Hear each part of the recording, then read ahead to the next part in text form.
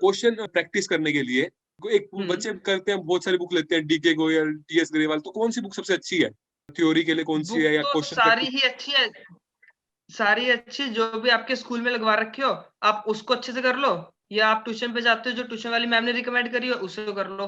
Book तो सारी एक जैसी है, सब में सेम क्वेश्चन है, उसी की बस वो हटा देते हैं, किसी की फिगर चेंज कर देते हैं, किसी का कुछ कर देते हैं। बुक तो सारी बढ़िया है, कोई भी ले सकते हो। नहीं, एक होता है ना कि क्वेश्चन प्रैक्टिस के लिए डीके गोयल बहुत बढ़िया है। ये है डीके गोयल और टीएस ग्रेवाल। हाँ जो जी। टीएस ग्रेवाल है वो थोड़ी कहते हैं टफ होती है डीके गोयल से। मैंने हम्म, जब खुद करी थी तो टीएस ग्रेवाल थोड़ी सी टफ थी और हम्म, उसमें क्वेश्चंस भी काफी थे। Hmm. DK Goyal as compared to TS Grewal थोड़ी सी इजी है।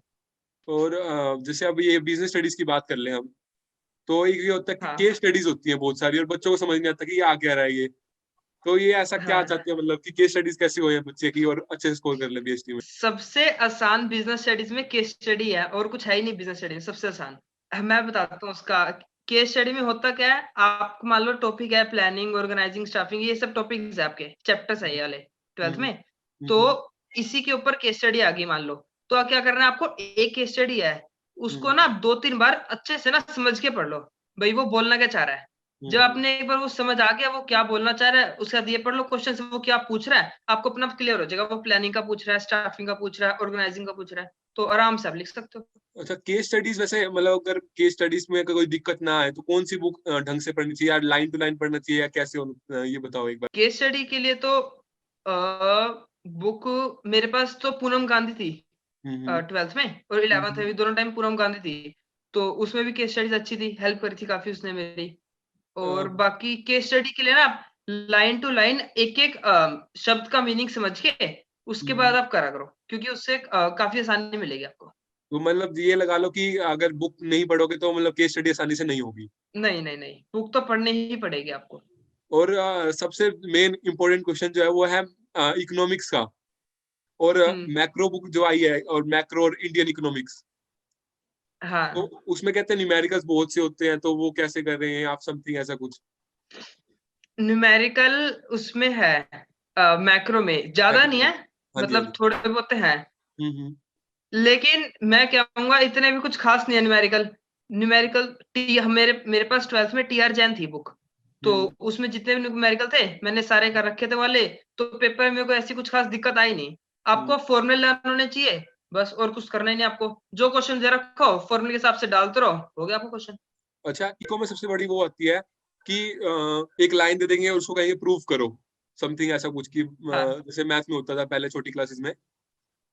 तो इसका हम्म। कोई वो सॉल्यूशन है कि बच्चों को बहुत ज्यादा दिक्कत आती है इस चीज में, कि प्रूफ ही नहीं होते मैं क्वेश्चन? बोलता हूँ इसको, जो आप पूछना चाह रहे हो भाई, एक क्वेश्चन है 5 नंबर का, तो हाँ, उसको हम किस वे में लिखे भैया वो अच्छे नंबर उसमें हमारे फुल नंबर आ जाए, किस हाँ। पैटर्न में लिखे।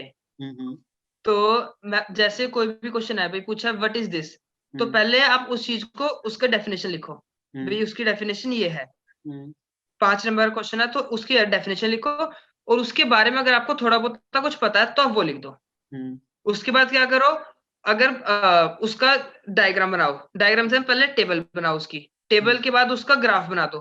हम्म, उसके बाद उस ग्राफ को और उस टेबल को दोनों को नीचे एक्सप्लेन कर दो। हम्म। आपका पक्का गारंटीड, अगर आपने इस वे में लिखा है तो आपको फुल नंबर आने से कोई रोक ही नहीं सकता। और हाँ, ये होता है कि इकोनॉमिक्स में ना पॉइंट टू पॉइंट लिखना चाहिए, ऐसा भी कुछ वो होता है क्या?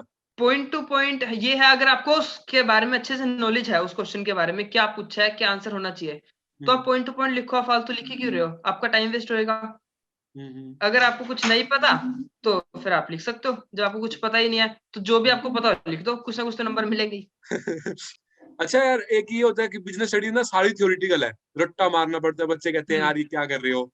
तो ये होती ही नहीं बच्चों से, और मतलब काफी कुछ उसमें होता है, दिक्कतें आती है। हाँ, तो इसको भी मतलब लिख लिख के प्रैक्टिस करें, या फिर कुछ जैसे क्वेश्चन प्रैक्टिस कहाँ से करें, समथिंग ऐसा कुछ बताओ। देखो पहली बात तो मैं ये कहूंगा, जो भी टीचर स्कूल में समझाती है आपको या ट्यूशन पे समझाती है आप खुद समझते हो, तो उसको ना समझ के किसी आउटसाइड वर्ल्ड में ना रिलेट करने की कोशिश करो उसको। हम्म, जैसे ही आपने उस चीज को कहीं और रिलेट कर लिया ना, भाई यहाँ पे जैसे मेरा फादर का बिजनेस है, तो भाई हम्म, वहां पे भी ऐसे काम चलता है, मार्केटिंग ऐसे करते हैं, वो ये करते हैं, या किसी हम्म, और ऑर्गेनाइजेशन हो गया, रिलायंस हो गया, एप्पल हो गया, कुछ भी हो गया। हम्म, जब उस चीज को रिलेट करने लग जाओगे ना, तो वो आधी चीज तो आपको वैसे क्लियर हो जाएगी। समझ आ जाएगी आपको। पहला हम्म, पॉइंट तो होता है समझना, समझ आ गया। उसका होता है लर्न करना। तो क्या करो, उसके भी नोट्स बनाओ फिर।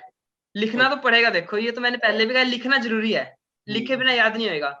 तो उसको पॉइंट्स बना के उसको लिखो, और आपके 1-2 दिन में उसे पढ़ते रहा करो, आपको अपना लर्न हो जाएगा अपने आप ही। 12th अच्छा, अकाउंट्स एक करने को। ये और बताओ कि बच्चे अब इस टाइम पे कौन सी हाँ। बुक्स प्रेफर करें अकाउंट्स के लिए? एक कोई बुक बता दो जो सबसे बढ़िया हो। जो भी मेरा तो ये, अगर इस टाइम तक आप सबका सिलेबस हो जाना चाहिए, सिलेबस अगर हो गया हो, हम्म, तो जोन सी बुक्स अपने सिलेबस करो, तो क्या करो, उसी बुक में से एक एक चैप्टर उठा लो सबका। मतलब क्या करो, आज है तो आपने सोच लिया भाई कल टेस्ट है, अपने ट्यूशन पे कह दो या खुद ही कह लो भाई कल एक टेस्ट देना है, डेली हर एक चैप्टर का ना आप टेस्ट दो, अपनी बुक में से पढ़ो, और जो भी ट्यूशन टीचर है उससे कह दो भी आप मेरा टेस्ट ले लो। अब वो ट्यूशन टीचर की सिरदर्दी है भाई, वो उस बुक से बनाएगी किसी और बुक से बनाएगी, वो उसके ऊपर डिपेंड है। लेकिन आप तैयारी करो अपनी बुक से जो आपने पढ़ रखी है। वो होती है ना कि भाई टीएस ग्रेवाल ही पढ़ूंगा मैं, मतलब जैसे हमें कहते हैं आरडी शर्मा अगर पढ़ रखी है तो उसी को ही फॉलो करो, हाँ। या फिर हम्म प्रदीप पढ़ रखे तो उसी को ही फॉलो करो जब तक तुमने पूरे साल पढ़ रखी है, या टीएस ग्रेवाल है या डीके गोयल है। तो हम्म। उस इस टाइम पे कौन सी बुक प्रेफर करनी चाहिए? टीचर तो टेस्ट बनाएगी तो कोई सी बुक से बना सकती है।